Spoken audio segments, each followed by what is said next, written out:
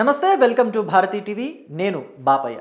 Ugadi deadline set అవ్వకపోతే party నుంచి out, Jagan bus యాత్రపై క్లారిటీ అని చెప్పేసి నేను ఒక టైటిల్ పెట్టాను. నిజంగానే వైఎస్ఆర్ కాంగ్రెస్ పార్టీలోని నేతలకి వైఎస్ఆర్ కాంగ్రెస్ పార్టీ అధినేత మాజీ ముఖ్యమంత్రి వైఎస్ జగన్మోహన్ రెడ్డి ఆ స్థాయిలో వార్నింగ్ ఇచ్చారా?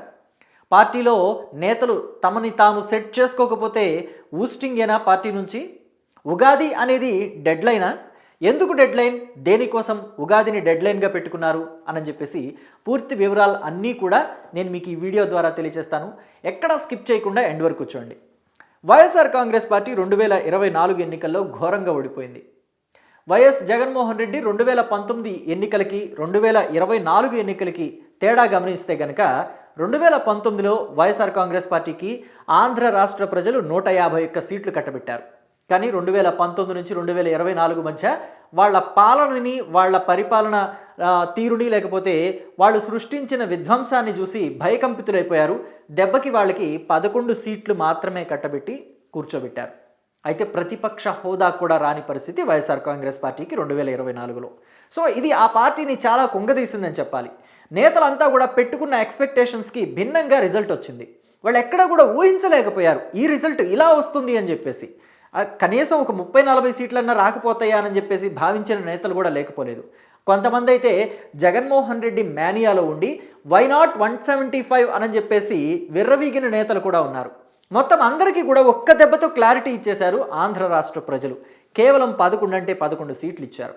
సో ఆ 11 సీట్ల దెబ్బ వైఎస్ఆర్ కాంగ్రెస్ పార్టీకి ఎలా తగిలింది అంటే అసలు పార్టీ అంతా కూడా నిస్తేజమైపోయింది. పార్టీ క్యాడర్ కావచ్చు, జిల్లాల్లోని నాయకులు కావచ్చు, నియోజకవర్గాల్లోని నాయకులు కావచ్చు, లేకపోతే మండలాల్లోని నాయకులు కావచ్చు, అంతా కూడా ఫ్లాట్ అయిపోయారు. ఎక్కడ అసలు ఎప్పుడు కూడా బయటకు వచ్చి మాట్లాడుతున్న సందర్భాలు అయితే ఈ 18 నెలల కాలంలో అయితే లేనే లేదని చెప్పాలి. జగన్మోహన్ రెడ్డి కూడా, ఈవెన్ జగన్మోహన్ రెడ్డి ఎప్పుడు కూడా ఈ యలహంక ప్యాలెస్కే పరిమితం అవుతూ ఉన్నారు. 2025 దగ్గర నుంచి 24 వరకు చూసుకుంటే, అంటే ఇది ఇయర్ ఎండింగ్, ఈరోజే లాస్ట్ డేట్ కాబట్టి ఈ ఇయర్లో ఈ మాట గుర్తు చేస్తున్నాను. 2025 జనవరి 1వ తారీఖు దగ్గర నుంచి చూసుకుంటే 2025 డిసెంబర్ 31వ తారీఖు వరకు కూడా జరిగిన పండుగలు అన్నీ కూడా ఆయన ఆల్మోస్ట్ అన్నీ బెంగళూరు యలహంక హౌస్లోనే చేసుకున్నారు. బెంగళూరు యలహంక ప్యాలెస్ నుంచి ఆయన బయటకు వస్తే నెలలో ఏదైనా 2-3 సందర్భాల్లో మాత్రమే. ఈ సంవత్సర కాలంలో 12 నెలల్లో ఒక్కొక్క నెలలో చూసుకుంటే 3-4 సార్లు మాత్రమే బయటకు వచ్చారు.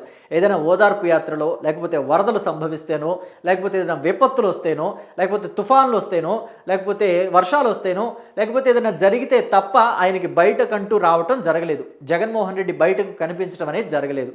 ఎప్పుడైనా పార్టీ మీటింగులు, లేకపోతే మొన్న క్రిస్మస్ లాంటి పండుగ వస్తే అక్కడికి పులివెందులు వెళ్తారు కదా సిఎస్ఐ చర్చ్కి, అలాగా వెళ్ళి రావటం తప్ప ఎక్కువగా అయితే ఆయన బయటికి రాలేదు. కేసులకు సంబంధించి ఒకసారి హైదరాబాద్ వచ్చారు, సిబిఐ కేసులు. ఇలా వేళ్ల మీద మనం లెక్క పెట్టుకోవచ్చు.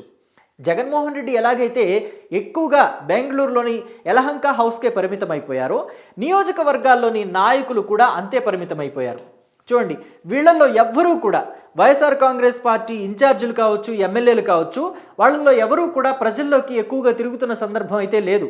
జగన్మోహన్ రెడ్డి ఏదైనా పిలుపునిచ్చి పలానా కార్యక్రమం చేయండి అనంటే తప్ప వాళ్ళెవరూ కూడా బయటకు వస్తున్న సందర్భాలు కూడా లేవు. వాళ్ళంతా కూడా ఇప్పుడు ఎక్కువగా, అంటే ఈ మాజీ ఎమ్మెల్యేలు కావచ్చు, మాజీ మంత్రులు కావచ్చు, లేకపోతే మాజీ ఎంపీలు కావచ్చు, మాజీ ఎంపీపీలు కావచ్చు, వీళ్ళంతా కూడా ఎక్కువగా వాళ్ళ బిజినెస్లు చూసుకుంటున్నారట. టైం దొరికింది. 2024 ఎన్నికల్లో మనం ఓడిపోయాం. ఎటు ఒక సంవత్సరం పాటు హనీమూన్ పీరియడ్ ఉంటుంది వచ్చిన కొత్త సర్కారుకి. సో కాబట్టి కూటమి సర్కారు నడిచిపోతుంది, మనం చూస్తూ ఉన్నాం, అయిపోయింది. సో ఈ హనీమూన్ పీరియడ్ని వాళ్ళు ఎంజాయ్ చేస్తున్నారు అనుకుంటే వాళ్ళకన్నా ఎక్కువగా వీళ్ళే ఎంజాయ్ చేస్తున్నారు. సో మొత్తం మీద వాళ్ళంతా వాళ్ళ బిజినెస్ని సెటరేట్ చేసుకున్నారు. గతంలో వైఎస్ఆర్ కాంగ్రెస్ పార్టీ 2019 నుంచి 24 వరకు అధికారంలో ఉండటం వల్ల వాళ్ళు ఎక్కువగా వాళ్ళ బిజినెస్ల మీద కాన్సన్ట్రేట్ చేయలేకపోయారట. సో కాబట్టి ఇప్పుడు అంతా కూడా ఎక్కువగా బిజినెస్లు చూసుకుంటున్నారు. ఈ వైఎస్ఆర్ కాంగ్రెస్ పార్టీ నేతల్లో కూడా ఎక్కువ మంది బెంగళూరులోనో, హైదరాబాద్లోనో, చెన్నైలోనో ఉంటున్నారట వాళ్ళ బిజినెస్ల నిమిత్తం. నియోజకవర్గాల్లో ఉండటం కూడా చాలా తక్కువగా కనిపిస్తోంది అని క్యాడర్ నుంచి వస్తున్న కంప్లైంట్స్. సో కాబట్టి జగన్మోహన్ రెడ్డి ఇక మీదట అలా అయితే చెల్లదు అని చెప్పేసి అందరికీ వార్నింగ్ ఇచ్చేశారట. ఉగాది లాస్ట్ డే సెట్ అయిపోయింది. ఆ రోజుతోటి మీరు సెట్ అయిపోవాల్సిందే. ఉగాది నుంచి ఎలా ఉండాలంటే నియోజకవర్గాల్లో నాయకులు ఖచ్చితంగా వారానికి ఒకసారి కార్యకర్తలతో మీటింగ్ పెట్టుకుని తీరాల్సిందే. మీటింగ్లో కార్యకర్తల మీద ఏవైతే కేసులు బనాయింపబడ్డాయో, కార్యకర్తలను ఎవరైతే హింసించారో వాటన్నిటి మీద కూడా నోట్స్ తీసుకోవాలి, వాటన్నిటి మీద కూడా పోరాటం చేయాలి, అవి అక్రమ కేసులు అయితే పోలీస్ స్టేషన్కి వెళ్ళి కూర్చొని కొట్టేయించాలి, ఆధారాలు చూపించమని చెప్పేసి అడగాలి, ఖచ్చితంగా కేసుల గురించి మాట్లాడాలి. అలాగే కార్యకర్తలందరికీ కూడా ఒక డిజిటల్ ఐడెంటిటీ కార్డు ఇవ్వాల్సిందే అని చెప్పేసి కూడా అంటున్నారట. సో అలాగే ప్రతి ఒక్క నియోజకవర్గంలో కూడా గ్రామస్థాయి బూతుల నుంచి బూత్ లెవెల్ వరకు కూడా కార్యకర్తల్ని యాక్టివేట్ చేయాలి అని అంటున్నారట. అంటే బూత్ లెవెల్ ఇన్ఛార్జీలు ఉంటారు కదా, గ్రామాల్లో బూత్ లెవెల్ ఇన్ఛార్జీలు, అలాగే బూత్ స్థాయి వార్డుల్లో కూడా బూత్ లెవెల్ ఇన్ఛార్జీలు ఉంటారు కదా, పట్టణాల్లో వార్డుల్లో కూడా బూత్ లెవెల్ ఇన్ఛార్జీలు ఉంటారు. ఆ బూత్ లెవెల్ ఇన్ఛార్జీలు అంతా కూడా ఏం చేయాలంటే ఇక మీదట జగన్మోహన్ రెడ్డి చెప్పే విషయం ఎలా ఉందంటే, ఒక బూత్లో ఎన్ని ఓట్లున్నాయో కౌంట్ ఉండాలి. ఆ ఓట్లలో తెలుగుదేశం పార్టీ కార్యకర్తలు ఎంతమంది, వైఎస్ఆర్ కాంగ్రెస్ పార్టీ కార్యకర్తలు ఎంతమంది అనేది కూడా ఉండాలి. అలాగే జనసేన పార్టీ కార్యకర్తలు ఎంతమంది కూడా కౌంట్ కావాల్సిందే ఖచ్చితంగా.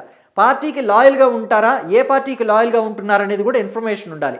ఆ తరువాత న్యూట్రల్గా ఉండే ఓటర్లు ఎంతమంది కూడా కౌంట్ కావాల్సిందేనట. ఎందుకని అంటే భవిష్యత్తులో మనం ఏదైనా సర్వే చేయించుకోవాలి అని అంటే కనుక ఇవన్నీ తప్పకుండా ఉపయోగపడతాయి అని చెప్పేసి జగన్మోహన్ రెడ్డి నాయకులందరికీ కూడా చెప్పేశారు. కాబట్టి ఇక మీదట ఎవరైనా సరే బిజినెస్లు సెట్ చేసుకోవాలి ఏమైనా ఉంటే కనుక వాటన్నిటినీ సెటరేట్ చేసుకోండి. ఉగాది తర్వాత మాత్రం ఎవరైనా సరే అందుబాటులో ఉండాల్సిందే నియోజకవర్గాల్లో అని చెప్తున్నారట. మరి జగన్మోహన్ రెడ్డి చెప్పినట్టుగా నేతలంతా కూడా ఉగాది నుంచి వచ్చేసి ఆ బిజినెస్లన్నీ వాళ్ళకి అప్పగించుకొని నియోజకవర్గాల్లో అందుబాటులో ఉంటారంటే ఏమో చెప్పలేం. ఎవరైనా బిజినెస్లు వదిలేసుకుని ఎందుకు వస్తారు? పైగా జగన్మోహన్ రెడ్డి 2024 ఎన్నికల్లో షఫలింగ్ కార్యక్రమాన్ని చేపట్టి నియోజకవర్గాల్లో ఇన్ఛార్జీల్ని మార్చేశారు. ఇప్పుడు కూడా ఇంకా ఆ కార్యక్రమం కొనసాగుతూనే ఉంది. విడుదల రజనీని తీసుకెళ్లి రేపల్లో వేస్తానంటున్నారట. అలాగే సత్తెనపల్లిలో ఉండే అంబటి రాంబాబుని తీసుకొచ్చి ఇక్కడ గుంటూరు వెస్ట్లో పెడతానంటున్నారు. సో ఇలాగ చాలా మనం వింటూనే ఉన్నాం, షఫలింగ్ అనేది వింటూనే ఉన్నాం. సో ఇలాగ షఫలింగ్ చేస్తున్నారు. అసలు పార్టీని ఎటు తీసుకెళ్తున్నారో, ఆయన ఆలోచనలు ఏంటో అనేది నాయకులకు అర్థం కాక సతమతం అవుతున్నారట.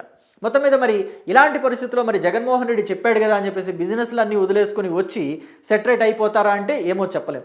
పైగా జగన్మోహన్ రెడ్డి ఇంకొక అనౌన్స్మెంట్ కూడా చేశారట.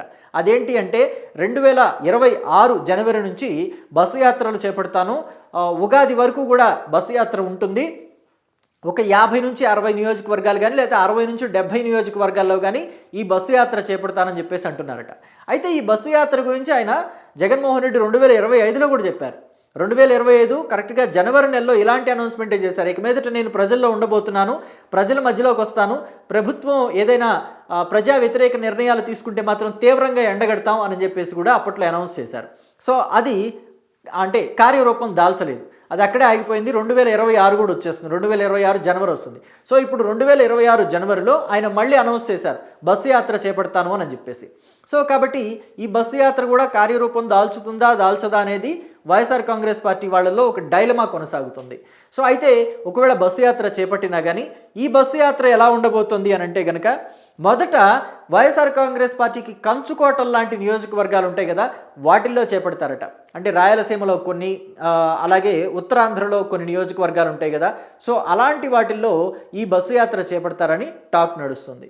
మొత్తం మీద నాయకులందరినీ కూడా రీయాక్టివేట్ అవ్వమని చెప్పేసి జగన్మోహన్ రెడ్డి సూచిస్తున్నట్టుగా మనకి సమాచారం అందుతుంది. అయితే ఇది ఎక్కడా కూడా ఓపెన్గా చెప్పింది కాదు, ఇంటర్నల్గా అక్కడి నుంచి ఉన్న ఇన్ఫర్మేషన్ తోటి మనం చెప్తున్న మాటే. సో మరి జగన్మోహన్ రెడ్డి చెప్పినట్టుగా వైఎస్ఆర్ కాంగ్రెస్ పార్టీ నేతలంతా కూడా యాక్టివేట్ అవుతారా? ఉగాది నుంచి అంతా ఫుల్ ఫ్లెడ్జ్డ్గా కార్యకర్తలతోటి, నాయకులతోటి, నియోజకవర్గ ఇన్ఛార్జీలంతా కూడా మండలాల ఇన్ఛార్జీలు అలాగే గ్రామాల ఇన్ఛార్జీలతోటి మమేకమయ్యి ముందుకు వెళ్తారా, పని చేసుకుంటూ వెళ్తారా? గతంలో మాదిరిగానే వైఎస్ఆర్ కాంగ్రెస్ పార్టీని ఇంకొకసారి ఫుల్ ఫ్లెడ్జ్డ్గా పరుగులు పెట్టిస్తారా? ఎందుకంటే ఇప్పటికీ కూడా వైఎస్ఆర్ కాంగ్రెస్ పార్టీలో సజ్జల రామకృష్ణారెడ్డి, అంటే గతంలో తెలుగుదేశం పార్టీ వాళ్ళు అనేవాళ్ళు సకల శాఖ మంత్రి సజ్జల రామకృష్ణారెడ్డి అని చెప్పేసి. సో ఆ తర్వాత చూస్తే సజ్జల భార్గవరెడ్డి, ఆయన సోషల్ మీడియా ఇన్ఛార్జ్. ఇప్పటివరకు మరి సజ్జల భార్గవరెడ్డి ఎక్కడున్నారో ఏం చేస్తున్నారనేది వైఎస్ఆర్ కాంగ్రెస్ పార్టీ వాళ్ళకు కూడా ఫుల్గా ఇన్ఫర్మేషన్ లేదు. సో మరి ఇలాంటి పరిస్థితుల్లో మళ్ళీ వైఎస్ఆర్ కాంగ్రెస్ పార్టీ ఆ స్థాయిలో పరుగులు పెడుతుందా గతంలో మాదిరిగా అంటే పెద్ద క్వశ్చన్ మార్కే ఉంటుంది. ఏం జరగబోతోంది అని తెలియాలంటే మాత్రం వేచి చూడక తప్పదు. Thank you.